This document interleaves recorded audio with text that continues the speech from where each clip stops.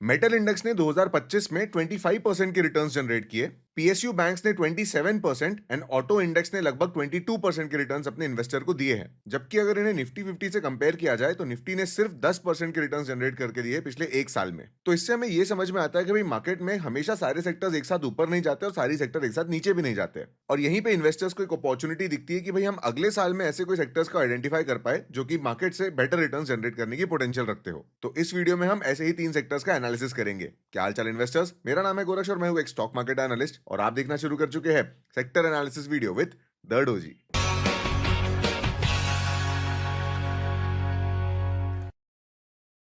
जैसा हमने इंट्रो में डिस्कस किया, आपको मेरे स्क्रीन पे दिख रहा होगा कि निफ्टी 50 ने पिछले एक साल में लगभग 10% के रिटर्न्स जनरेट किए हैं। अब वो बात अलग है कि हमारी करेंसी ही 5% से ज्यादा डेप्रिशिएट कर गई, बट इस वीडियो में हम लोग एब्सोल्यूट आईएनआर रिटर्न्स की बात कर रहे हैं। और स्क्रीन पे अब जो चार्ट आपको दिख रहा है ये है निफ्टी मेटल का चार्ट। इसमें आप देख सकते हो कि कैसे 22% के रिटर्न इस एक इंडेक्स ने जनरेट किया है। इसने सिर्फ निफ्टी को बीट नहीं किया है बल्कि 2 गुना ज्यादा रिटर्न्स दिए हैं। अब इससे पहले कि मैं आपके साथ में टॉप 3 सेक्टर्स फॉर 2026 शेयर करूं, मैं आपको सबसे पहले ऑटो इंडेक्स के एग्जांपल से एक चीज दिखाना चाहूंगा जो उसने 2024-25 में ओवरऑल इंडेक्स को बीट किया। अब इसके लिए मैं आपको स्क्रीन पे निफ्टी ऑटो का चार्ट दिखा रहा हूं, लेकिन मैं आपको मंथली टाइम फ्रेम पे ये चार्ट शो करूंगा। अब मंथली टाइम फ्रेम पे अगर आप एक चीज देखो, ये है 2017 का समय, दिसंबर 2017 का चार्ट, और वहां से लेके अगर आप देखोगे तो भाई लगभग मार्च अप्रैल 2023 तक के इस इंडेक्स ने 0 रिटर्न्स अपने इन्वेस्टर्स को दिए थे। मतलब अगर देखा जाए तो एक लंबा कंसोलिडेशन हुआ था 2017 से लेके 2023 के दौरान में, और फिर जैसे ये कंसोलिडेशन खत्म हुआ इसमें ब्रेकआउट आया और फिर ये इंडेक्स अपने आप देख रहे हो आप कितना ज्यादा रिटर्न्स दे दिया। तो ओवरऑल 2023 से लेके आज तक के इस इंडेक्स ने 130% का रिटर्न जनरेट किया है। कहने का मतलब यह है कि ये रिटर्न रातों रात जनरेट नहीं हुए हैं, एक लंबा कंसोलिडेशन इस हमें चार्ट में देखने मिला, और उसके बाद जब ब्रेकआउट हुआ तब इसमें आपको एक फास्ट रैली देखने मिली। आई होप आपको इससे ये समझ में आता है कि भाई कोई भी सेक्टर जब भागता है तो उससे पहले उसको एक कंसोलिडेशन देना पड़ता है। इसका मतलब हमें आज ऐसे कुछ सेक्टर्स पे ध्यान देना चाहिए जो अभी कंसोलिडेट कर रहे हैं, जो आने वाले साल में आउट परफॉर्म कर सकते हैं। ये छोटा सा एनालिसिस आपको समझाना मैंने जरूरी समझा, बिकॉज अक्सर क्या होता है, रिटेल इन्वेस्टर्स ट्रेंडिंग सेक्टर्स के पीछे भाग जाते हैं। बेसिकली अब इस समय कई लोग सोचेंगे कि भाई अब ऑटो इंडेक्स में इन्वेस्ट करना चाहिए क्या, जबकि इसकी ऑलरेडी 100% की रैली खत्म हो चुकी है। अब यहां से और 100% रिटर्न जनरेट कर पाएगा कि ये index, it is very unlikely. Although जब तक हम ऑटो इंडेक्स पे, मैं आपको बता दूं, इसमें 2 पॉजिटिव न्यूज आई है। एक तो आपका जीएसटी कट हो गया है तो ऑटो सेक्टर को डायरेक्ट बेनिफिट हुआ, और दूसरी न्यूज अभी आने की है बट 2026 में आने के चांसेस बहुत ज्यादा है कि भाई ट्रम्प टैरिफ जो है 50% टैरिफ ऑन इंडिया जो लगे, वो अगर हट जाएंगे तो ऑटो इंडेक्स के ऊपर में एक और पॉजिटिव इंपैक्ट आएगा। तो हमारे जो स्पेयर पार्ट्स का बिजनेस है, जो ऑटो एंसिलरीज है, वो बिजनेस अभी बहुत पिटाई खा चुका है, तो वो एक रिकवर करेगा। प्लस टाटा मोटर जैसे इंडेक्स हेवीवेट्स के ऊपर में भी इसका एक इंपैक्ट पड़ेगा। बट खैर ऑलरेडी क्योंकि सेक्टर रन अप दे चुका है तो अब हम ऐसे सेक्टर का एनालिसिस करेंगे जो ऑलरेडी कंसोलिडेट कर रहा है। चलिए let us start with the first index, IT index. तो अगर आप स्टॉक मार्केट में नए हैं तो आईटी इंडेक्स आपको काफी बोरिंग लगता होगा, क्योंकि भाई जनरली पोस्ट कोविड के अगर आप लोग हो तो 2021 के बाद से इस इंडेक्स ने 0 रिटर्न्स दिए हैं। एंड याद रखिए, ब्रेकआउट वाला ट्रेडर या फिर एक जो कंसोलिडेशन हमने ऑटो इंडेक्स में देखा ना, वो भी ऐसा ही पेनफुल था। सालों साल कोई रिटर्न्स नहीं आते और फिर एक ही साल में आपको इतने बड़े रिटर्न्स मिलेंगे कि आप फिर फोमो में आ जाओगे। So this is a very good example of that. तो 2021 के, अभी जब मैं ये वीडियो शूट कर रहा हूँ दिसंबर एंड में, तो 2021 के और आज के प्राइस में कोई डिफरेंस नहीं है। एट बेस्ट इस सेक्टर ने आपको डिविडेंड्स ऑफर किया होगा, अदरवाइज अगर देखा जाए तो एब्सोल्यूट कोई रिटर्न्स आपके लिए जनरेट या कोई कंपाउंडिंग की भी पावर आपको नहीं देखने मिली है। लेकिन अब हम इसमें सेकंड एनालिसिस क्या करेंगे, इंडेक्स के 2 टॉप कंपनीज जो है, इन्फोसिस, देखिए मैं इन्फोसिस और टीसीएस का एक बार रेवेन्यू को कंपेयर करूंगा कि 2021 से इन दोनों कंपनी के बिजनेस पे क्या इंपैक्ट आया है। तो अगर आप देखोगे तो 2021 में ये कंपनी, इन्फोसिस की अगर मैं बात करूं तो 1 लाख करोड़ का रेवेन्यू करती थी, 1 लाख करोड़ का बिजनेस करती थी। वहीं आज वो 1,70,000 करोड़ का रेवेन्यू कर रही है। इससे आप क्या एनालाइज कर सकते हो कि भाई कंपनी की अर्निंग्स में कोई दिक्कत नहीं है, अर्निंग तो बहुत तेजी से बढ़ रही है, लेकिन शेयर प्राइस नहीं बढ़ रहा, या फिर इंडेक्स अभी भी वहीं का वहीं है। नेक्स्ट जो इस इंडेक्स का जायंट है वो है टीसीएस। टीसीएस में भी अगर आप 2021 से अर्निंग्स कंपेयर करोगे तो जहां 1.6 लाख करोड़ की पहले अर्निंग थी, अब वहां पे 2.6 लाख करोड़ की अब अर्निंग्स हो रही है। कहने का मतलब यह है कि ये इंडेक्स जो अपने जगह से 2021 से अभी तक हिला ही नहीं है, ऑल्दो एक बार ऊपर जाके नीचे आ चुका है, एक ब्रेकआउट दे चुका है इंडेक्स, बट उसके बाद से भी अगर देखा जाए तो ओवरऑल लगभग 5 साल से सेम लेवल पे ट्रेड कर रहा है, लेकिन earnings very close to double हो चुकी है। ऐसे ये बनता है एक अंडर वैल्यूड इंडेक्स। आपको इसमें थोड़ा रिवर्सल साइन भी दिख रहा होगा। अगर हम टेक्निकल टर्म्स की बात करें तो भाई करंट प्राइस से सिर्फ प्रीवियस ऑल टाइम हाई तक के ही अगर आप जाओगे तो 15% के रिटर्न पोटेंशियल है। एक इंडेक्स लेवल पे कोई अगर इन्वेस्ट करता है तो साल के 15% रिटर्न जनरली निफ्टी से बेटर होते हैं। तो ऐसे में आपके पास में एक अंडर वैल्यूड इन्वेस्टमेंट अपॉर्चुनिटी है। लेकिन मैं सिर्फ इतना ही डिस्कस नहीं करूंगा, मैं इसके साथ आपको अनचार्टेड रीजन, बेसिकली अगर ब्रेकआउट आता है, अगर आईटी इंडेक्स में कोई रीजन से ब्रेकआउट आता है तो वो कहां तक स्ट्रेच करेगा ये भी आपके साथ अभी शेयर कर देता हूं। तो देखिए इसके इसके लिए हम एक सिंपल कॉन्सेप्ट लगाएंगे डेप्थ ऑफ कंसोलिडेशन का। सो ये था आईटी इंडेक्स का कंसोलिडेशन, ये प्रीवियस कंसोलिडेशन था, क्योंकि अभी तक इसका टारगेट नहीं आया इसलिए मैं इसी कंसोलिडेशन को बेस मान रहा हूँ। अगर मैंने प्री डेप्थ ऑफ कंसोलिडेशन यहाँ से मेजर किया तो ये आता है अल्टीमेट टारगेट, जो कि लगभग 50,000 52,000 ऑन आईटी इंडेक्स आता है। तो करंट मार्केट प्राइस से अगर देखा जाए तो लगभग 30 से 40% रिटर्न जनरेट करने की इसमें पोटेंशियल है।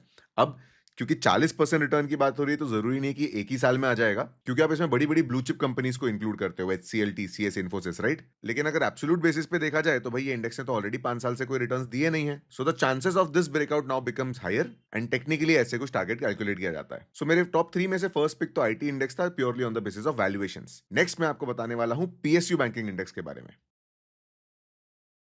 स्क्रीन पे ये रहा मंथली टाइम फ्रेम का चार्ट। याद रखिए हम बड़े टाइम फ्रेम पे एनालिसिस कर रहे हैं, ये कोई छोटे मोटे इंट्राडे ट्रेंड्स नहीं है। तो अगर कोई चीज होगी तो भी महीने महीनों में होगी। डोंट एक्सपेक्ट कि रातों रात पैसा डबल हो जाएगा। यहाँ पे आप सेम एक पैटर्न देख सकते हो कि 2010 से लेके, अगर ये रीटेस्ट को आप इंक्लूड करो, 2025 तक 15 साल का कंसोलिडेशन। 2010 से लेके 2025 तक के इस सेक्टर ने भी कंसोलिडेट किया। ऑल्दो इसने 2024 में ब्रेकआउट दिया था, फिर ब्रेकआउट का रीटेस्ट भी आया, जो कि बहुत परफेक्ट एक प्राइस एक्शन पैटर्न बनता है। और अब यहां से देखा जाए सेम डेप्थ ऑफ कंसोलिडेशन मैंने पहले से लगा के रखा है, तो इसमें करंट मार्केट प्राइस से पुराने डेप्थ की अगर बात करी जाए तो अभी भी 20% की पोटेंशियल है। अगेन साल भर में अगर 15 से 20% एक इंडेक्स पे, एक बड़े इंडेक्स पे आते हैं तो ये अच्छा ही माना जाता है। अब होता क्या है, अगर इनके अंदर आप अच्छे स्टॉक्स पिक कर पाओ तो वो आपको 30-40% के रिटर्न्स भी दे सकते हैं। एंड बाय द वे, अगर आप इन सेक्टर्स के अंदर के स्टॉक्स का एनालिसिस करना चाहते हो तो आपको 6 चेक कोर्स को जरूर कंसिडर करना चाहिए। उसके बारे में मैं आपको थोड़ी देर में बताता हूं। But for now, why am I selecting PSU sector? ऐसा नहीं कि सिर्फ ये चार्ट पैटर्न देख के कर रहा हूं, मैं आपको एक और डेटा दिखाता हूं। अब आप स्क्रीन पे ये चार्ट देखिए, ये चार्ट आपको बताता है रेपो रेट। इंडिया का जो रेपो रेट होता है, जो आरबीआई डिसाइड करता है, उसका आपको एक पैटर्न दिखाता है। So as you can see कि जनवरी 2025 से रेपो रेट कम होने लगा, 6.25 हुआ, 6 हुआ, 5.5 हुआ, और अभी लेटेस्ट क्वार्टर में भी फिर से एक बार कम किया गया 2.525। इसका मतलब होता है हम एक रेपो रेट रिडक्शन साइकिल में है। रेपो रेट रिडक्शन का मतलब होता है जब इंटरेस्ट रेट, ब्याज दर आरबीआई जब कम करता है तो बैंकिंग, एनबीएफसीज, लेंडिंग, कोई भी लेंडिंग बिजनेस के लिए एक अच्छी न्यूज होती है। तो आपके प्राइवेट बैंक्स को भी इसका फायदा मिलेगा, एनबीएफसीज को भी इसका फायदा मिलेगा, एंड ऑफ कोर्स सरकारी बैंक को भी इसका फायदा मिलेगा। So the base for me to pick PSU sector is की पहली बात, हम एक रेपो रेट रिडक्शन साइकिल में, जो कि फाइनेंशियल सेक्टर्स के लिए एक अच्छी न्यूज होती है। अब why am I not considering private banks? क्योंकि एक बहुत बड़ी खबर आई है उसमें, इनफैक्ट बहुत बड़ी खबर नहीं है, एक इंडेक्स रीबैलेंसिंग हो रही है उसमें, कि भाई बैंक निफ्टी में मेजोरिटी वजन जो है वो HDFC और ICICI बैंक का है, जिसकी वजह से इंडेक्स पूरी तरह उन पे डिपेंड करता है। तो अब उनकी पोजीशन कम करके इंडेक्स रीबैलेंसिंग हो रही है। तो इस चलते ना ICICI और HDFC में थोड़े समय तक के कंसोलिडेशन एक्सपेक्टेड है। हेंस इसके वजह से प्राइवेट बैंकिंग स्पेस में आपको थोड़ा सा आपको बेसिकली साइडवेज मोमेंटम देखने मिल सकता है। अगर मैं आपको प्राइवेट बैंक का चार्ट दिखाऊं, ये प्राइवेट बैंकिंग सेक्टर का चार्ट है, तो आप इसमें देखोगे कि जैसा PSU बैंक ने कंसोलिडेट किया, इसमें वैसा कुछ नहीं हुआ है। ये स्ट्रेट फॉरवर्ड पिछली रैली को, पिछले 2023 की जो रैली थी बेसिकली, या 2000 पूरा 24 में भी, 24-25 में भी, ये स्टॉक 2023, 24-25 की जो बेसिकली बुल रन था अक्टूबर से लेके सितंबर 2024 तक के, वो पूरे ड्यूरेशन पे प्राइवेट बैंकिंग सेक्टर ने एनीवेज लीड ही किया था। बट क्योंकि ये इंडेक्स अपने रिटर्न्स अब दे चुका है, रेपो रेट रिडक्शन साइकिल में अपना पार्ट प्ले कर चुका है, एंड अब इसमें रीबैलेंसिंग हो रही है, इसलिए मुझे इसकी जगह दूसरा ऑल्टरनेटिव सेक्टर देखना पड़ेगा। हेंस मैंने इसे PSU बैंकिंग सेक्टर से कंसीडर कर रहा हूं। सो PSU बैंकिंग सेक्टर में दो अब अच्छी चीजें दिखती है मुझे। एक तो भाई जो इकोनॉमिक साइकिल है, रेपो रेट रिडक्शन साइकिल, वो इसके फेवर में। सेकेंडली अगर आप देखोगे तो भाई इसमें भी एक लंबा सेम पैटर्न बना है जो आपको इसमें देखने मिला था, ऑटो इंडेक्स में जो बहुत पहले देखने मिला था। तो ये भी हमारे लिए एक ऑप्टिमिस्टिक व्यू बनाता है। सो जैसे इसने पिछले साल लीड किया था, वैसे इसके आने वाले समय में भी लीड करने के चांसेस बहुत हाई रहते हैं। सो ये थे मेरे अभी तक के टॉप 2 सेक्टर्स। मैं तीसरा सेक्टर बताने से पहले आपको अपने 6 चेक कोर्स के बारे में थोड़ा बताना चाहूंगा। सो फर्स्ट ऑफ ऑल दोस्तों, ये पूरी तरह से एक सेल्फ फंडेड चैनल है। मैं किसी भी तरह के ब्रांड कोलैबोरेशंस या प्रोडक्ट प्रमोशन नहीं करता हूं। मैं एक रिसर्च एनालिस्ट हूं और एक फाइनेंस एजुकेटर हूं, and I would love to stick to this domain itself. अब अगर आपको किसी भी स्टॉक का एनालिसिस करना होता है, तो इसके लिए मैं आपको अपना 6 चेक कोर्स सजेस्ट करूंगा। इसमें हम क्या करते हैं, बेसिकली 6 डिफरेंट एनालिसिस मैं आपको सिखाता हूं। इसके बेसिस पे आप किसी भी स्टॉक को रेटिंग देते हो, स्कोरिंग देते हो। अगर किसी स्टॉक का स्कोर 4 या उससे ऊपर आता है तो हम उसे बाय करते हैं, अदरवाइज हम उसे अवॉइड करते हैं। वैसे तो इस कोर्स की फीस 2500 है, लेकिन मैंने न्यू ईयर के लिए इस कोर्स की फीस सिर्फ 1400 करके रखी है। इस ऑफर का बेनिफिट जरूर लेना। नीचे डिस्क्रिप्शन में लिंक है, या आप मेरी वेबसाइट पे जाके भी सेम चीज परचेज कर सकते हो। इस कोर्स का फीडबैक ऑलरेडी बहुत अच्छा रहा है। 3-4 साल से मैं सेम चीज पढ़ा रहा हूँ, स्टूडेंट्स का एक्सपीरियंस इसमें बहुत अच्छा है। सो अगर आप सोच रहे थे कि भाई स्टॉक मार्केट में थोड़ी पढ़ाई करनी है, तो इससे स्टार्ट कीजिए। And let us now move to the third sector, metal index. Alright guys, तो जो मैंने आपको पहले 2 इंडेक्स दिखाए ना, वो कहीं न कहीं कंसोलिडेट बहुत लंबे समय से कर रहे हैं, कहीं 5 साल, कहीं 10 साल से। लेकिन मेटल इंडेक्स में वैसी कहानी नहीं है। इनफैक्ट मेटल सेक्टर जो होता है ना, ये ओवरऑल सिक्लिकल सेक्टर होता है। हेंस इसमें instead of doing fundamental analysis आपको डायरेक्टली टेक्निकल्स के ऊपर ही फोकस करना चाहिए। तो अब मैं इस पे थोड़ा टाइम फ्रेम को चेंज कर रहा हूँ। इंस्टेड ऑफ मंथली मैं वीकली टाइम फ्रेम पे भी आता हूँ। आपको पैटर्न सेम ही देखने मिल रहा होगा इसमें, एक राउंडिंग बॉटम या कप एंड हैंडल पैटर्न आप इसे बोल सकते हो। सो इसमें अगर आप देखो तो 2024 से लेके ये सेक्टर ने जो है कंसोलिडेशन किया, एक ब्रेकआउट शो किया आपको 2025 अक्टूबर में, फिर एक रीटेस्ट प्रेजेंट करके अभी अपने ऑल टाइम हाई लेवल पे ट्रेड कर रहा है। सो अगेन फिर से इसका अगर टारगेट निकालना होगा तो आप depth of consolidation method use करोगे। बॉटम से लेके एकदम टॉप तक का इसको डेप्थ मेजर कीजिए, उठा के रख दीजिए इसके ऑल टाइम हाई के ऊपर में, और इस इंडेक्स में भी as you can see 20-25% ROI की पोटेंशियल है। ये सेक्टर ऑलरेडी ट्रेंडिंग है, तो इस सेक्टर में एक चीज याद रखिए, अगर ये overall index previous swing low that is 9900 के नीचे अगर क्लोज हो जाता है तो इसका मोमेंटम किल हो जाएगा। But as of today, as of this year, ये सेक्टर अभी भी मोमेंटम में दिख रहा है। And I will repeat, metal index के ऊपर में प्राइस एक्शन आपको स्किल यूज करना पड़ता है। तो अगर आप कोई मेटल सेक्टर के स्टॉक्स को पिक करते हो, जैसे नेशनल एल्यूमिनियम, हिंदाल्को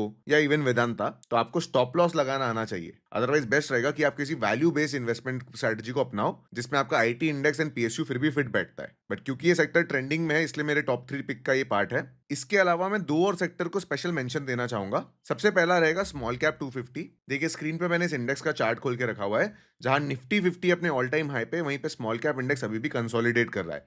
देखिए जब भी निफ्टी 50 में रैली आती है, अगर वो 2026 में नहीं तो 2027 में आएगी, तभी भी या फिर उस समय पे निफ्टी से बहुत ज्यादा तेजी से ये स्मॉल कैप इंडेक्स रिटर्न देता है। मतलब अगर निफ्टी 10 बढ़ता है तो ये लगभग 20-25 बढ़ने की पोटेंशियल रखता है, क्योंकि ऑफकोर्स ये एक स्मॉल कैप है, right. So small cap index अगर आपको ऐसे डिस्काउंट पे मिलता है, अभी अगर देखा जाए तो ऑल टाइम हाई से लगभग 10-11% डिस्काउंट पे मिल रहा है, तो ये भी एक अच्छे एक्यूमुलेशन जोन में। अब ये नहीं कहा जा सकता कि इसकी रैली एकदम initial part of the year में आ जाएगी, एकदम जनवरी फरवरी में आपको इसके बुल रन देखने मिलेगा। लेकिन जब भी एफआईआईज टर्न अराउंड हो जाएंगे, मतलब वो नेट बायर्स हो जाएंगे, या फिर टैरिफ रिडक्शन हो जाए, या यूक्रेन रशिया वॉर, क्योंकि वो दोनों लिंक्ड न्यूज है, वो सॉल्व हो जाए, तो आपको देखने मिल सकता है कि भाई स्मॉल कैप इंडेक्स में भी एक तेजी आई जाएगी। सो ये था मेरा first mention. And the second would be financial services sector. इसके लिए मैं आपको फिर से रेपो रेट रिडक्शन साइकिल दिखाना चाहूंगा।